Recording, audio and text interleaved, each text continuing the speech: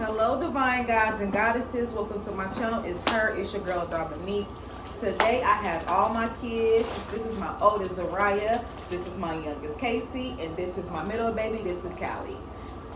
Today we are going to be doing a story time. I'm gonna be telling y'all about this true crime story, y'all. We a little bit ghetto, but they got their snacks and they ready. Because no, it's ghetto. Our hair not even done right now. It's okay. It's okay. I hope y'all can see all of us. I'm gonna be editing the video so y'all can see more of us. Hold on, let me see. Hey. Okay, now I feel like they can see you a little bit better. There's not more like me.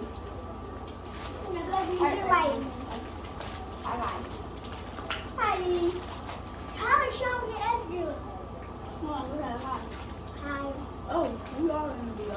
Yes, everybody is in the video. I had to get to the story, y'all. Sorry. It's okay.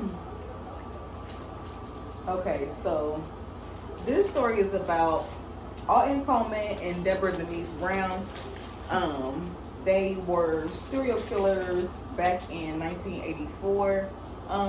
They actually kind of was doing a lot of traveling, and they ended up residing and going to jail down here in Dayton, Ohio. I have a question. Was they killer named Barbie Kim or no? Was that a different couple? I think that's a different couple. Because this is serial killer couple. They actually look like Barbie Kim. That was like serial killer names. That was a serial killer name? No, we're going to look that story up, y'all. No, I don't know about that story. Mom, so they gone in jail and They went to jail in Dayton. Mom. You wasn't even born yet. That was probably like 19 something. 1984. Mom, did I get out of jail? Can I tell the story? Thank you. Sit back, eat the chips. Okay, 1984. These two embarked on heinous crimes across the Midwest. They were caught a month later and were sentenced to death and several years of imprisonment. Coleman was executed in April in 2002, while Brown's two death sentences commuted in 1989 and 1991.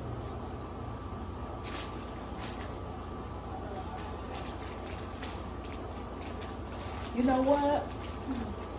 At first I was going to say the website that I'm on. At first I was going to call the website a liar, but she recently just had a trial, and I want to say it was during the pandemic. She had recently just had a trial, and I don't think that she was released. I think she was just up for a hearing or something like that. So basically, Alton Coleman was born in 1955 in Waukegan, Illinois, the third of 5 siblings. His mother was a prostitute who held 3 jobs.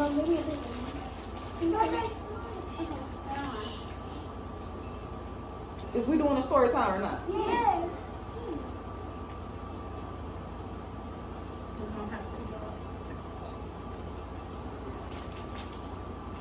Who held 3 jobs, threw him in a garbage can when he was an infant, but he was retrieved by his grandmother who lived in the same house as her daughter. According to Robert Evans, a minister who knew him from birth, Alton was raised in a bad environment marked by rejection, drug, prostitution, and sexual abuse. He was reportedly involved in group sex and bestiality with both his mother and grandmother, the latter of whom was the latter of whom also made him kill and dismember animals as part of voodoo practices. Wow. Yeah, that's wild, y'all. Among his peers, he was usually teased and called Pissy because he regularly wet his pants. He turned to delinquency in early stage of his life, joined a local street gang, and eventually dropped out of school in 9th grade. Coleman never held more than one occasional odd job. On December 27, 1973, at 18, Coleman committed his first known sexual offense. He, along with an accomplice, abducted a 54-year-old Eleanor McIntyre at gunpoint. Excuse me. raped her and stole her money and her car. Through plea negotiations, Coleman was only convicted of armed robbery. Wow, only? And spent time at Juliet Penitentiary, paroled out in late 1976. He was again put on trial for raping 17-year-old Sherry Patterson, but was acquitted when he managed to convince the jury that the act was consensual. Wow. While in pretrial detention at Lake County Jail, he was charged with sexual assaulting 3 fellow male prisoners, but was only convicted of battery. What the heck? That's so wow. Like, Wow. That's crazy. Wow. only battery? Wow. Battery charge. A battery, not like a battery. You know what I mean. Quit being funny. Get on my nerves. Wow. But that is, I feel like that's just so crazy. Y'all too young to understand. But wow. I mean, that's the only charge he got for assaulting 3 other males. Right? Wow. That's crazy. Ain't it? Mm-hmm. In 1980, he was again acquitted on charges of raping 22-year-old Dorothy Hawkins, a member of the U.S. Navy. In 1981, he was involved in the sexual assault of an underage girl, and may have raped a 14-year-old. Is it like Okay, I'm not sure if they're saying. He might have. Okay, no. They don't know. She was a friend of someone that he knew, but she was 14 years old. The case against him was dismissed for lack of probable cause. Wow. He's getting lucky. No probable cause for a 14-year-old. I need to read back up on my laws so I can figure out what the statutory rape limit is, because maybe I'm tripping. You can go let him know that. He was a suspect in the rape and murder of another 15-year-old girl in July in 1983. He was charged with molesting his own 8-year-old niece twice by Melinda Snow. Oh, Melinda Snow is his niece's name. Her mother and Alton Tabb's sister, Terry Coleman, again, the case was dismissed, this time because of insufficient evidence, which still sounds like the first case. No probable cause or no evidence. But that's still sad. The case was dismissed, this time because, of insufficient evidence. On February 28, 1984, in North Chicago, Coleman raped a 14-year-old girl at knife point, Shalandra Thompson, whose mother, Dorothea, he had approached 2 days before. He was arrested for this crime and arraigned on May 30th, shortly before embarking on a crime spree with his girlfriend, Deborah Brown. Wow. On May 29th, going by the alias Robert Knight, he had similarly approached Juanita Wheat in Kenosha, Wisconsin, and abducted her daughter, 9-year-old Bernita. Dang, she was only 9. What in the world, y'all? She was only 9, y'all. It's crazy people in this world. Well, the man killed her.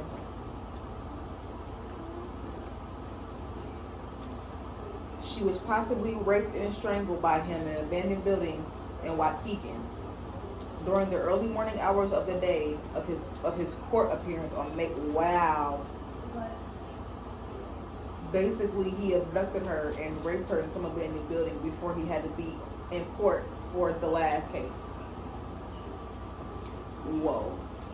May 30th was when he was supposed to be in court. On the 31st, Coleman befriended one Robert Carpenter. I'm gonna knock my water over. It should be fine. He befriended Robert Carpenter, spent the night at his home, and on June 1st, borrowed his car. He never returned. Vernita's badly decomposed body was found June 19th in 1984, one day after the beginning of the Coleman and Brown spree. Wow. So now let's talk about Deborah Brown. She was born in 1962 in Waukegan, one of 11 siblings. As opposed to Coleman, she was from a stable background, had no prior criminal record, and when she first met Alton in 1983, was engaged to another man. Wow. Girl, you left your whole life for a serial killer and a rapist? Oh, Lord. That's crazy, Mom. That's crazy. She decided to leave her boyfriend and family to move in with Coleman and provide home care to his grandmother. Whoa. In 1984, FBI agents investigating the kidnapping of Vernita Wheat realized Coleman had crossed state lines with the little girl. A federal warrant for kidnapping was issued out on him. Another one, this time for murder, was issued after the discovery of Vernita's body. Makes a lot more sense. Coleman, on his part, went into hiding shortly after appearing in court after the Shalandra Thompson rape. Wow. They moved to Indiana along. Okay, they both, yes. Sorry, guys. They both moved to Indiana on June 18th. The couple approached 7-year-old Tamika Turks and 9-year-old Amy Hiller. As they were running an errand with a ruse, the two were brought to a secluded wooded area and tied up. When Tamika started crying, she was brutally stumped by Coleman, carried away, and left for dead. Annie was then forced to perform oral sex on both Coleman and Brown and raped. When the two heard Tamika moaning from the woods, they went to her and strangled her with a belt. They attempted to do the same with Annie, but she miraculously survived and was found by a passerby. Wow. I'm just so confused on because when you look up articles about these two, it basically just calls them serial killers, but they were literally, they were serial killers, but they were, you feel me, child molesters, child rapists, that is just wild to me. I want to ask you a question. Yes. Did they have anti-these things with serial killers like they said? Well, so you wasn't paying attention? I did, but So, It's hard for her to understand what she I'm just really just asking, do they have any parents? Or they have parents. But they be serial killers. Yes, some people are just crazy. Yeah. Sometimes even if they do have parents or be brought up in good homes, sometimes they can have mental illnesses that can cause, It's intimate. mental illnesses. Oh. People are crazy. Oh. Crazy people. And they steal stuff or something? They steal cars, they rob people for their money, and they kill little kids. That's the point of the story. Why would they kill little kids? Why they in jail? One is dead.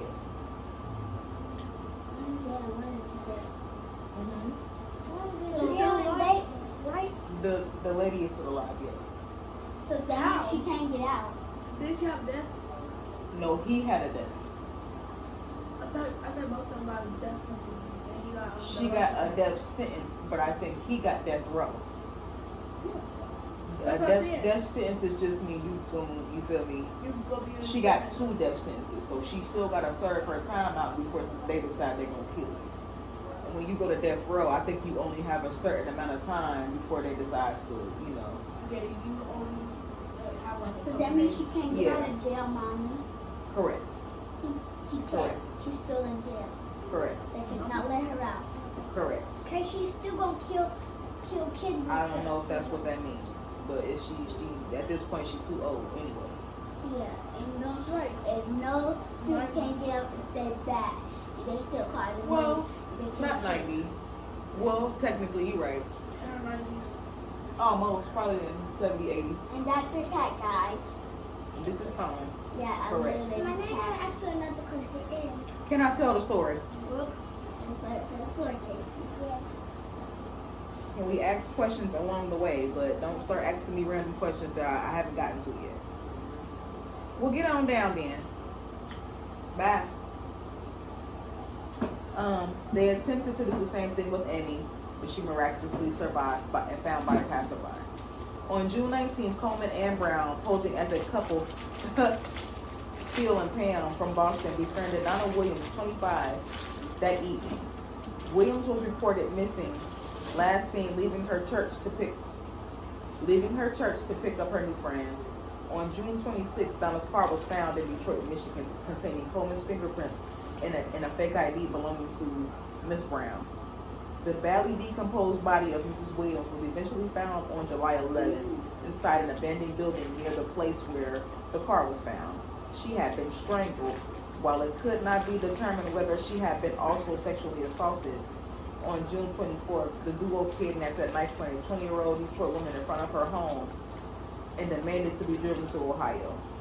The hostage intentionally crashed her car into a parked truck and ran away.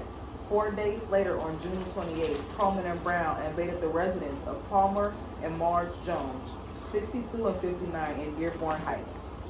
The Jones were badly beaten, robbed, and their car was stolen. On July 2nd, they entered the Detroit home of 55-year-old Marion Gaston. Wow.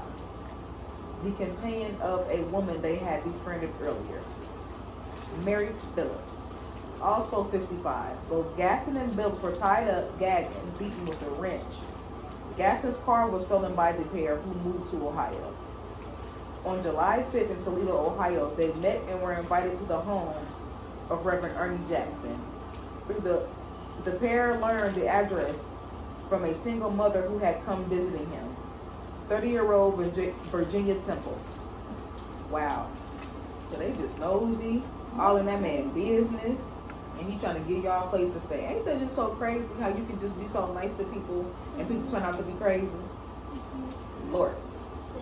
On July 6th, Coleman and Brown went to the house where Virginia lived with her 5 children, including her older daughter, 10-year-old Rochelle, and had dinner with them. During the night or early morning of July 7th, the two forced Virginia and Rochelle in the basement, beat and strangled them, then placed their bodies inside a crawl space. It could not be determined whether Virginia was sexually assaulted or not, but Rochelle surely was, as she was found bleeding from her private parts. The house was also robbed of clothing and jewelry.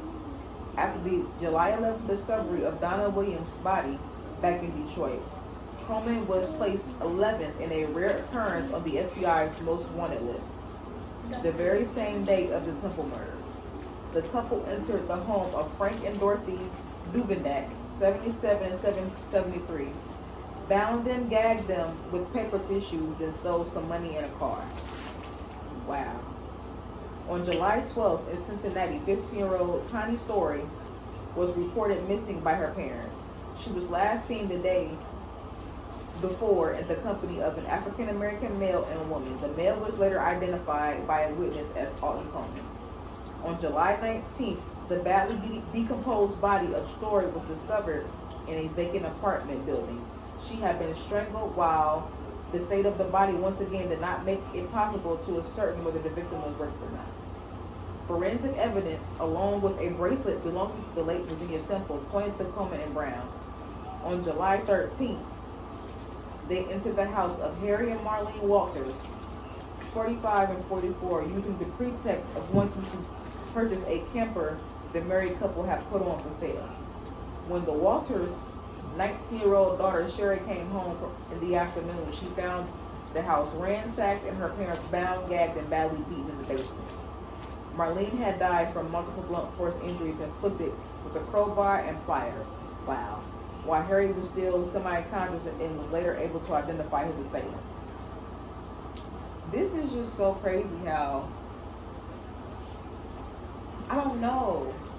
Like I can only imagine like how in the old days how easy it was to like break in someone's house. Now they think about the names. And not even the Ring cameras, but I can just imagine like. I want to start over. No, I'm talking, honey. Like way back, like when I was a little bit younger, like I can like picture like how the houses were. They weren't that safe. The windows weren't that safe. You know what I mean? So it wasn't hard for somebody to enter your home. So I can only imagine like, or you just walk into your door not thinking nothing of it because of the area that we live in. You open your door, and it's just two crazy motherfuckers just bum rushing you in the house, trying to steal all your stuff. Well, they're still. They still are okay. You're right. On July 16th, Coleman and Brown and an accomplice named Thomas Harris abducted 33-year-old Oline Carmichael Jr. from a Lexington, Kentucky motel parking lot. Wow. And how the hell did y'all get somebody to go along with y'all plans? My friend's name, his last name was Harris. Harris. Uncle Ruckus, no relation. The three had placed a phone call to Carmichael's wife demanding ransom. Huh? Oh. Let me see it. Oh, hey, Mama. I can't see me, girl. No, a little bit. It'll start back recording though.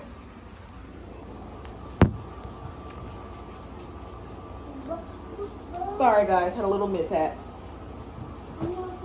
No, we're back. We just had a small little mishap. We're gonna push this back so I can put my feet out. Okay. But to think, how did y'all get somebody to just go along and start killing people with y'all? Like, what was the conversation? It's probably money involved. Probably. I believe it. When it comes to money, you can, depending on your character, you can make a lot of people do anything when it comes to money. I'm thirsty. Or they held me by gunpoint and made it. You guys are mine. The water's gone.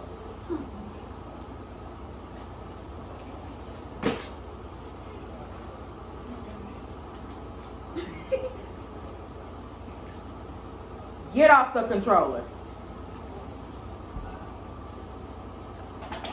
Sorry, guys. Okay, move out the way, y'all. Sorry about that. Yeah, I love kids yet. They never showed up to pick up the money at the agreed location. Oline was eventually found still alive in the trunk of his own car, which had been abandoned in Dayton, Ohio, just as FBI profilers had expected. The couple was now going backwards to their comfort zone in Dayton. On July 17th, Coleman and Brown visited Reverend Millard Gay, 79, and his wife Catherine, 77, a couple who had hosted them while they were acting in Toledo. When Reverend Gay told them he knew who they really were, a scuffle ensued, and Gay was pistol whipped. The couple was then tied up, and an unsuccessful attempt was made to strangle Catherine. Before leaving with some money in their car, Coleman made one last attempt to kill Catherine by shooting her with his gun, but it malfunctioned. Listen. Yeah, but that's also that's a blessing, and that's how our higher power works sometimes. I'm the only person to say call me like talking about like playing a store or something. No. If y'all are going to one of my videos, y'all can leave. Thank you. Where was I at? Okay, basically his gun malfunctioned, guys. Clothing belonging to Virginia Temple was found on the scene. On July 19th, the lifeless body of Eugene Scott, 79, was found in a ditch outside Indianapolis. He had been shot and stabbed repeatedly. Scott's car was later found parked in the location where Coleman and Brown were arrested. Wow. On July 20th, Coleman and Brown were finally arrested. That's what they look like for real. Wow. That's money. Wow. Wait, so they were black? On July 20th, Coleman and Brown were finally arrested. Maybe I should show the camera what they look Wasn't they in Ohio? like. This is what they look like, guys.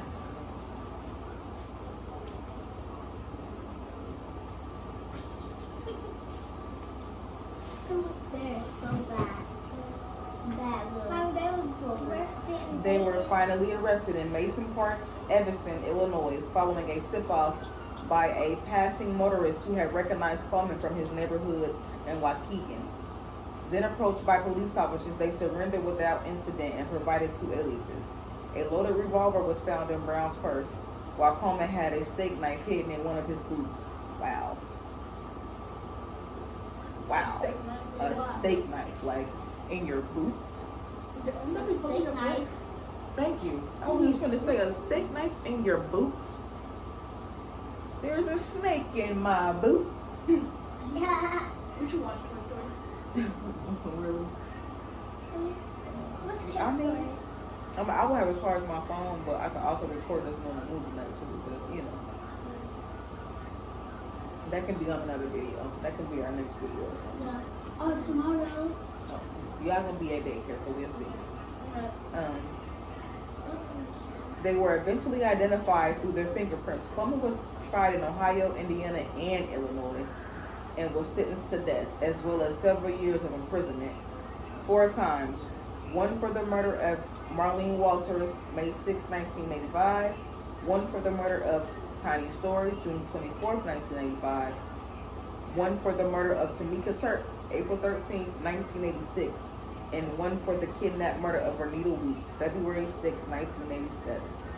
During the course of his Ohio and Illinois trials, Coleman acted as his own lawyer and got to the point of calling Brown, who was separately tried, as a rebuttal witness. He personally cross-examined her in an attempt to make it look like she had in fact murdered Marlene Walters, not him. Needless to say, that strategy didn't work. But why in the world? Granted, great idea. Very smart human being to a certain extent.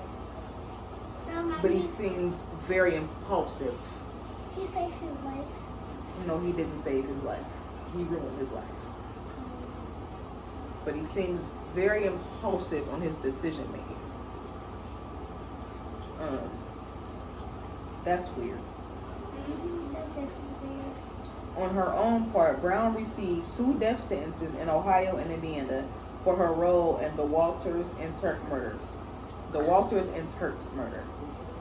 In 1989, her Ohio death sentence was commuted to life imprisonment by Governor Richard Celeste, a known death penalty opponent. Due to her diagnosed mental retardation, wow.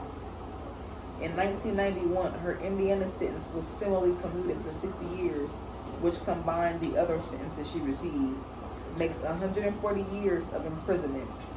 Both were also sentenced to 20 years for the interstate abduction of Oline Carmichael. Coleman was executed by lethal injection on April 22nd in 2002. Wow. That's crazy.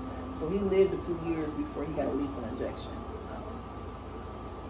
In that Southern Ohio Correctional Facility in Lucasville, his last words were Psalms 23.